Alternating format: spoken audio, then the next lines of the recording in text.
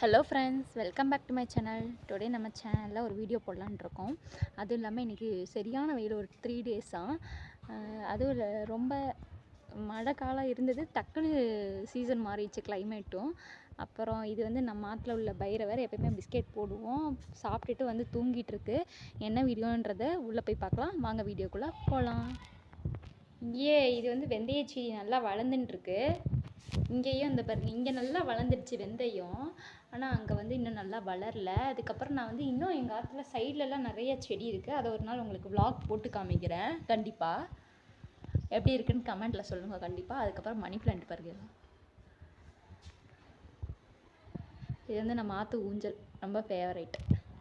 இன்றைக்கி நம்ம என்ன பார்க்க போகிறோன்னா, தோசை பண்ண போகிறோம். அதுக்கு தொட்டுக்க வந்து பாசிப்பருப்பு டால் பண்ணலாம் அப்படின்ட்டு. பாசிப்பருப்பு வந்து சும்மா கொஞ்சோண்டு தண்ணியில் ஊற போட்டிருக்கேன் ஃபஸ்ட்டு, அப்படின்னா டக்குன்னு வெந்துடும். அதுக்காக தான் என்னென்ன தேவையான பொருட்கள்னு சொல்லிடுறேன். பாசிப்பருப்பு, தக்காளி, பச்சை மிளகா, இவ்வளோதான் தேவையான பொருட்கள்.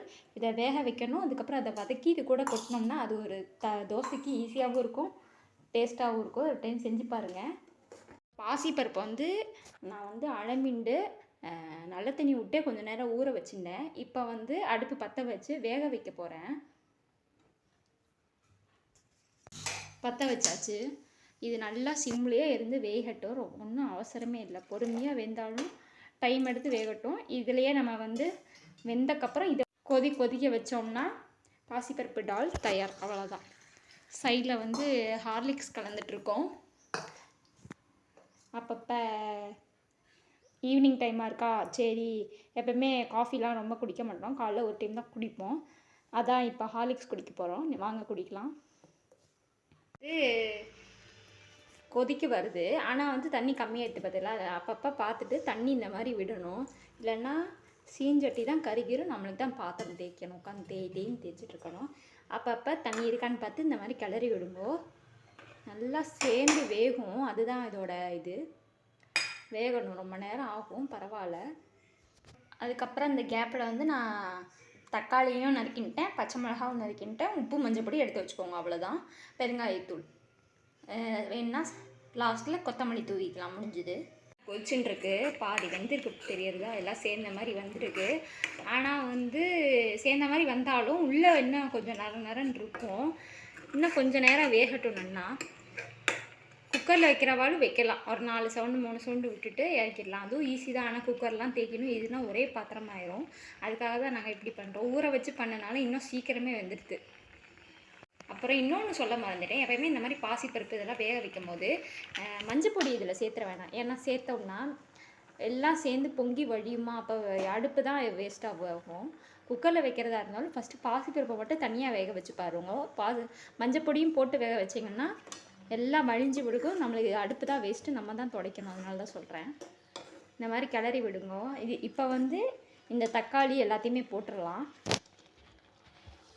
பச்சை மிளகா போட்டுட்டேன், நறுக்கி வச்சது எல்லாத்தையும் ஒவ்வொன்றா சேர்த்தக்கப்புறம் பார்க்கலாம்.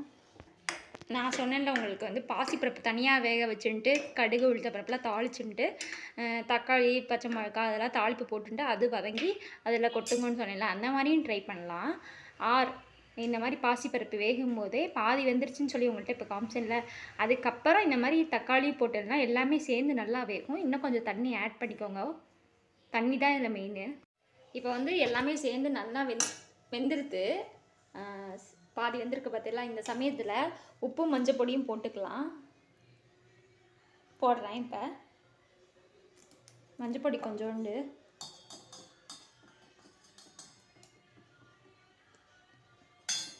உப்பு கொஞ்சம் போட்டுக்கலாம்.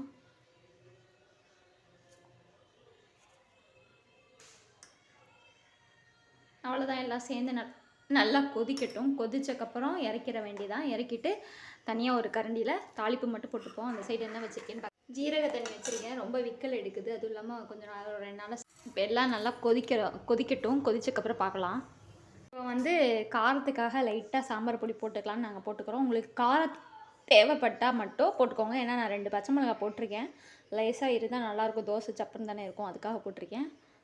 இப்போ வந்து நான் மாவுலாம் ரெடி பண்ணிட்டேன், தோசைக்கல் ரெடி பண்ணிட்டேன். இப்போ சாம்பார் பொடி ஒரு அரை ஸ்பூன் தான் போட போகிறேன் நான், அவ்வளோதான்.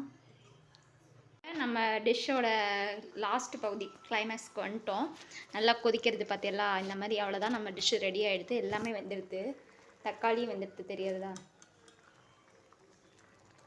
1 2 எடுத்தா. இப்போ நம்ம வந்து ஸ்டவ் அப்படியே சிம்மில் வச்சுட்டு இதை இறக்கி வச்சுட்டு ஒரு கண்கரண்டி நாங்கள் வந்து கடுகு தாளிக்கிறதுக்குன்னு ஒன்று வச்சுருக்கோம். அதை எடுத்து தாளிச்சிட்டோம்னா முடிஞ்சுது. காமிக்கிற அதையும் நம்ம வந்து தாளிக்கிறதுக்கு கடுகு தாளிக்கிற கரண்டி, எறும்பு கரண்டி வச்சுட்டோம். இப்போ எண்ணெய் விட்டுருக்கோம். கொஞ்சம் காஞ்ச உடனே கடுகு போட்டுக்கலாம். கடுகு நல்லா வெடிக்கட்டும். எப்பயுமே கடுகு நல்லா பொரிய ஆரம்பிச்சிருச்சு. கொஞ்சம் வெடிக்கட்டும். வெடித்த உடனே உளுந்து இருக்குது, அதையும் போட்டுன்றலாம். உளுந்து மட்டும் போட்டால் போதும், கடலப்பருப்புலாம் வேண்டாம் எப்பயுமே இந்த டிஷ்ஷுக்கு.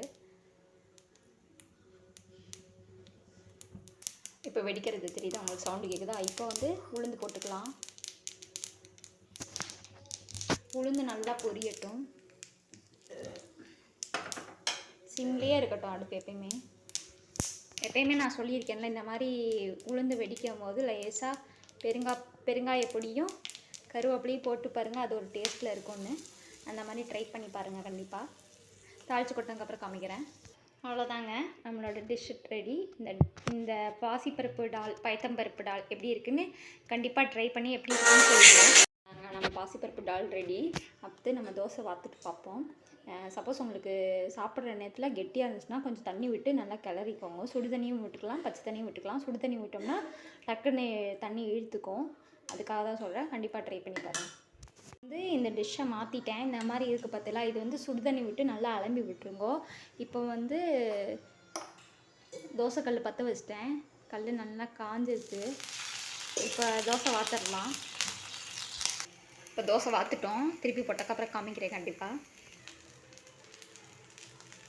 இந்த மாதிரி நல்லா மொறுன்னு தோசையும் இந்த டிஷ்ஷும் செஞ்சு கொடுத்தேன்னா கண்டிப்பாக எல்லோரும் லைக் பண்ணுவா.